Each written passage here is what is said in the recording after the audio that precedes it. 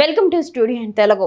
అంబేద్కర్ కోనసీమ జిల్లా అమలాపురంలో సమావేశమైన Jayalakshmi mutual aided multipurpose cooperative society బాధితులు 3 సంవత్సరాలు గడుస్తున్న డిపాజిటర్లకు ₹1 కూడా చెల్లించలేదని బాధితులంతా ఒక్కటై సొసైటీ బోర్డు చైర్మన్, డైరెక్టర్లు రాజీనామా చేయాలని సమావేశంలో నిర్ణయం తీసుకున్నారు. 1999లో ప్రారంభమైన జయలక్ష్మి కోఆపరేటివ్ సొసైటీ అధిక వడ్డీ శాతం ఆశ చూపించి కోనసీమ, కాకినాడ, తూర్పు గోదావరి జిల్లాల్లో పెద్ద సంఖ్యలో డిపాజిట్లను సేకరించింది. అన్ని సేకరించిన సొమ్ము సుమారు 700 కోట్లు ఉంటుందని బాధితులు తెలిపారు. జయలక్ష్మి కోఆపరేటివ్ సొసైటీ మూతపడటంతో బాధితుల్లో నుండి ఒక బోర్డుని ఎన్నుకొని చైర్మన్, డైరెక్టర్లను నియమించుకున్నారు. అయితే అవగాహన లేక బోర్డు చైర్మన్, డైరెక్టర్లు బాధితులకు ఎలాంటి న్యాయం చేయలేదని, తక్షణం వారు రాజీనామా చేయాలని నూతన కార్యవర్గాన్ని ఎన్నుకొని బాధితులకు న్యాయం జరిగే వరకు పోరాడతామని జయలక్ష్మి కోఆపరేటివ్ సొసైటీ బాధితులు తెలిపారు.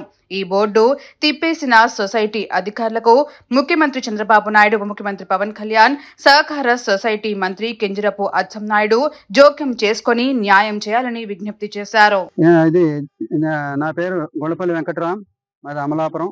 నేను ఆంధ్ర బ్యాంక్ నుంచి రిటైర్ అయ్యాను. మేము ఈ జయలక్ష్మి సొసైటీలో బాధితులం.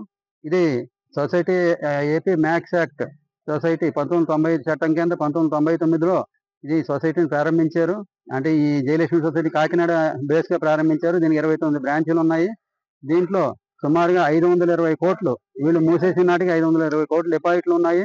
తర్వాత 703 కోట్ల రూపాయలు రుణాలు అడ్వాన్సుల రూపంలో ఉన్నాయి. అయితే ఈ 520 కోట్ల రూపాయలు దాని మించి అప్పులు ఉన్నాయి. అప్పుల నుంచి రికవరీ కూడా ఇప్పటి వరకు లేదు. 3 సంవత్సరాలు అయింది. ఆ పాత బోర్డు వాళ్ళు చేసిన అవకతవకల వల్ల ఆ బోర్డు మీద కేసు పెట్టడం వల్ల ఇది బయట ఏప్రిల్ 22లో ఇది బయటపడింది. వాళ్ళు ఫెయిల్ అయ్యారు, డబ్బులు చెల్లించక ఫెయిల్ అయ్యారు. ఫెయిల్ అయిపోతే అప్పుడు దాన్ని క్రిమినల్ కేసులు పెట్టిన తర్వాత వాళ్ళని అరెస్ట్ చేసేయడం వల్ల ఆ బోర్డు రద్దు చేసి మేము బాధితుల నుంచి ఒక కొత్త బోర్డుని ఎన్నుకోవడం జరిగింది. దీంట్లో 10 మంది సభ్యులతోటి ఇది వివిధ ప్రాంతాల నుంచి డైరెక్టర్లు ఉన్నారు ఇందులో. ఈ తర్వాత ఈ కొత్త బోర్డు వచ్చిన తర్వాత కూడా వారు పాత బోర్డు లాగే వారు సరైన సమాధానం చెప్పక, వారు ఎవరిని విషయం తెలుసున్న వాళ్ళని దగ్గరికి చేరనివ్వక వారు ఇలా జరుగుతోంది. అలాగే నగదు రూపంలో మనకి వచ్చి 6 కోట్లు వసూలైంది. 6 కోట్లు వసూలైన దాని మీద 703 కోట్లు, 6 కోట్లు మాత్రమే వసూలైంది ఇప్పటి వరకు. అందులో గోల్డ్ లోన్స్ ఉన్నాయి, ఇంకా సెక్యూర్డ్ లోన్స్ ఉన్నాయి. అవి కూడా మరి ఎందుకు రికవర్ అవ్వట్లేదు తెలియదు. రెండోది క్యాష్ విత్ రైల్స్ నగదు రూపంలో ₹1 కోటి సుమారు ఇప్పటి వరకు ఆ వడ్డీలు అవి వచ్చిన బాబతో తీసి ఖర్చు పెడుతున్నారు. దానికి కూడా ఎందుకు క్యాష్ రూపంలో ఖర్చు పెడుతున్నారు, మరి ఏదైనా శాలరీస్ అవి ఉంటే అకౌంట్ ఫర్ చేయాలి, లేకపోతే ఆర్టీజీఎస్ చేయాలి, ఇటువంటి చేయాలి కదా, ఎందుకు చేస్తున్నారంటే దానికి సమానం లేదు. ఇటువంటి పరిస్థితుల్లో వారు సరైన సమాధానం చెప్పకపోవడం వల్ల మేము వారి మీద ఉద్యోగం చేసి వారిని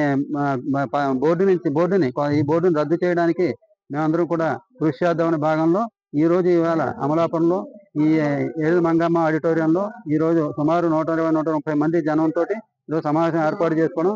సమావేశంలో రాజమండ్రి, కాకినాడ, విజయవాడ, విశాఖపట్నం రకరకాల ప్రాంతాల నుంచి వారందరూ వచ్చి ఇక్కడ మాట్లాడడం జరిగింది. నమస్కారం అండి, నా పేరు ఏరంకి రఘుభూషణ్. నేను రాజమండ్రి నుంచి వస్తున్నానండి. నేను జయలక్ష్మి కోఆపరేటివ్ సొసైటీ గత 3 సంవత్సరాలుగా అయింది మూతపడి. అలాగే సుమారుగా 700 కోట్ల రూపాయలు బాధితుల యొక్క సొమ్ముని తీసుకుని పరారైపోయినటువంటి డైరెక్టర్లు ఈ రోజుకి కూడా సమాధానం చెప్పట్లేదు. అలాగే 3 సంవత్సరాల క్రితం కొత్త బోర్డు కూడా ఏర్పడింది. ఈ బోర్డు నుంచి కూడా బాధితులు ఎవరికి కూడా ఈ రోజుకి 10% కూడా కలెక్షన్ జరగలేదు. కనీసం 70 కోట్లు కూడా జరగలేదు. ఇంకా 10 కోట్ల దగ్గరే కలెక్షన్ ఉన్నట్టుగా తెలుస్తోంది. బాధితులకు సత్వర న్యాయం జరగాలి. సుమారుగా 80 మంది చనిపోయారు. ఇంకా చాలా మంది వృద్ధులు, అలాగే ఆసుపత్రులు పాలైనటువంటి దీర్ఘకాల రోగగ్రస్తులు కూడా ఉన్నారు. వీరందరికీ న్యాయం చేయాలంటే కొత్త బోర్డు ఏర్పడాలి. డిస్ట్రిక్ట్ కలెక్టరు, కోఆపరేటివ్ డిపార్ట్మెంటు, అలాగే మన రాష్ట్ర ప్రభుత్వం తరఫునటువంటి శ్రీ అచ్చెన్నాయుడు గారు, కోఆపరేటివ్ సహకార శాఖ మంత్రి శ్రీ అచ్చెన్నాయుడు గారు, ఉప ముఖ్యమంత్రి కొణిదెల పవన్ కళ్యాణ్ గారు, అలాగే నారా చంద్రబాబు నాయుడు గారు ముఖ్యమంత్రి గారు, వీరు కూడా ఈ విషయంపై శ్రద్ధ పెట్టి వృద్ధుల్ని, అలాగే రిటైర్డ్ పీపుల్ చాలా మంది ఇందులో ఇన్వెస్ట్ చేస్తున్నారు, వారందరినీ ఆదుకోవాల్సింది. వారి కుటుంబాలు ఈ రోజున రోడ్డున పడ్డాయి. వారందరినీ గట్టెక్కించవలసిందిగా తెలియజేస్తూ నమస్కారం. లక్ష్మీదేవి. నేను కూడా ఈ జయలక్ష్మి బాధితురాలని. నేను మా వారు కూడా వాళ్ళు డిపాజిట్లు వేసాము. కొన్నేళ్ల నుంచి 3 ఏళ్లన్నర నుంచి కూడా దీంట్లో న్యాయం జరిగి కొంతమైనా డబ్బు వస్తుందని ఆశిస్తూ ఎక్కడ మీటింగులు పెడితే అక్కడికి వెళుతూ నానా పాటలు పడుతున్నాము. రాష్ట్ర ప్రభుత్వం కానీ అదేంటి చంద్రబాబు నాయుడు గారు, పవన్ కళ్యాణ్ గారికి కూడా అందరికి చెప్పి న్యాయం జరిగేట్లా చూస్తామని అంటున్నారు. ఇప్పుడు ఉన్న బోర్డు కూడా సమంగా యాక్షన్ తీసుకోక బాధ్యతకు న్యాయం చేయటం లేదని అనిపిస్తోంది మాకు. అందుకని కొత్త బోర్డు ఇప్పుడు ఇవాళ అమలాపురంలో పెట్టిన మీటింగ్ కి వేరేగా జనాలందరూ వచ్చి, పెద్దవాళ్ళందరూ వచ్చి న్యాయం చేసేట్లా చేస్తా ఉంటున్నారు. అందుకని మా అందరికి వాళ్ళందరూ పెద్దవాళ్ళు కలగజేసుకుని తప్ప న్యాయం చేసి మా జీవితంలో ఒక వెలుగు వచ్చేట్లా చూస్తారని ఆశిస్తున్నాను. ప్రసాదరావు అండి. నేను అమలాపురం బ్రాంచ్లో డిపాజిట్ చేశాను. ఈ జయలక్ష్మి ఎంఏఎం కోఆపరేటివ్ సొసైటీలో డబ్బులు వేసి పోగొట్టుకున్న వాళ్ళల్లో ఒక బాధితుడిగా నేను కూడా మిగిలాను. ఒక బోర్డు మేము ఏ లక్ష్యంతో పెట్టుకున్నామంటే బోర్డు కాదు, ఈ బోర్డుని మేము మా బాధితుల నుంచే ఒక బోర్డుని ఎన్నుకున్నాం. ఏది న్యాయం చేస్తారు బాధితులకు అనే ఉద్దేశంతో ఎన్నుకున్నాం. కానీ ఈ చైర్మన్కి కానీ మిగిలిన డైరెక్టర్లకు కానీ ఏ విషయంలోనూ జరిగిన అవకతవకల మీద ఏ విషయంలో కూడా అవగాహన లేదు. ఏ విషయాన్ని ఏ విధంగా చేయాలి అన్న విషయం తెలీదు. లీగల్గా సిబిసిఐలో కోర్టులో ఉన్నటువంటి కోర్టు కేసులని ఏ విధంగా వెళ్ళి మనం తెలుసుకోవాలి, అక్కడ ఏమి పిటిషన్ వేయాలి, ఏ విధంగా మనం వాదన చేయాలి అన్న ఇది కూడా వీళ్ళకి తెలీదు. పబ్లిక్ ప్రాసిక్యూటర్ గారిని 2 సంవత్సరాలు ఈ బోర్డుకి ఇస్తే కనీసం పబ్లిక్ ప్రాసిక్యూటర్ గారికి ఏ ఫీడ్బ్యాక్ ఇవ్వలేదు. ఈ విధంగా మీ సంఘమే మీ బోర్డే ఇవ్వనప్పుడు నేనేం చేస్తాను అని చెప్పేసి వారు చెప్పడం జరిగింది.